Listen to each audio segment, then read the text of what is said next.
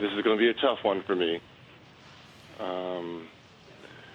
because I felt that I really helped raise this young man.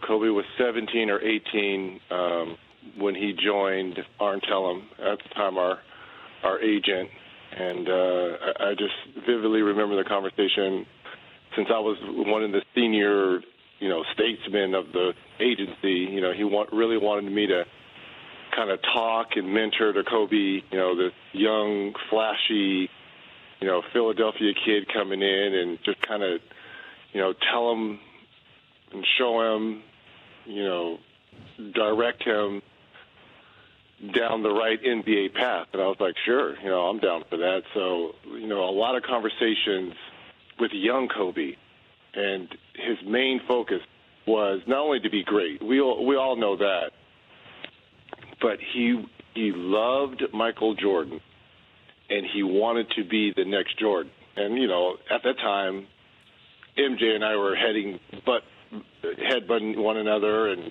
going at it. It was during, some of those playoff runs versus Chicago, that one epic 7-game series. And he wanted to know every little thing that the trash talking that went back and forth between he and I. What was this move he did against you? That move you did against him? He was the little details he wanted to know. And I'm like, well, why does this kid want to know all this stuff? Really? But he was taking notes. He was already formulating a plan. And to see him grow over the years to where he and I were having issues and problems and fights, but none of that matters, because the true competitor that Kobe is, I kind of, this day resembles, and I remember coming on your show as well, is when Michael Jackson passed away. And I remember talking to you on this show saying I cried like a baby.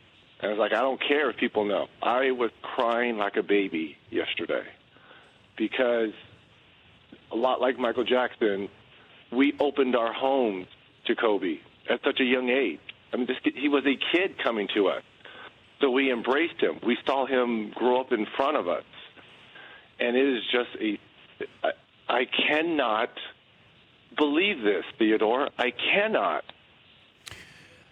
And, I appreciate you coming on, Reg. It's just like Jerry West, who's going to come on at the top of the hour. I didn't know.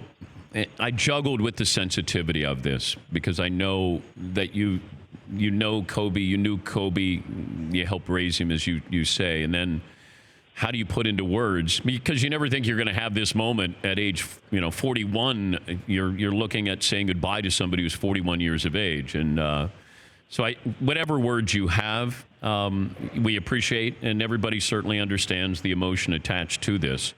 I like the fact that, and it adds to it too, as well as there was 9 total people lost in this, and the families and the tragedy. But Gigi has done it just compounds it as well, because she was going to be the next one. And you see them at all these sporting events, at the UConn games. She came to the UCLA women's games, the men's games, they've been a lot of places together watching basketball, and you see him tutoring and teaching her, whispering in her ear. It's somewhat surreal, because all the knowledge, all what I just mentioned about him taking notes, he was taking notes not only for himself to be a 5-time champion, 2-time gold medalist, win an Oscar, and he is supplying all this information over all these years since he was 17 years old professionally, and he's given it to his 4 daughters and his wife. It's paying it forward, and it was beautiful to see and watch. You saw him at Laker game recently, didn't you? A couple of months ago? I did. Yeah. I did.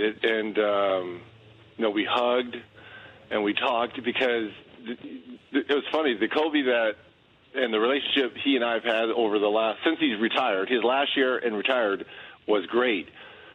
When we played, at that shooting guard position, it was cut or be cut, right? It was, you were coming for people's head, and he was such a competitor, and, to me, he was a throwback player to the 80s and 90s when I played, because he literally would do whatever it took to win, and he wanted to embarrass you, and I loved that about him, because I was very much the same way. I wanted to embarrass you.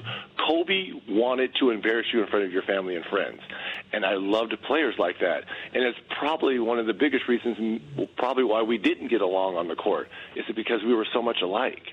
For more Dan Patrick Show, tune into Audience Channel 239 on DirecTV, stream for free on BR Live, or download the Dan Patrick Show app.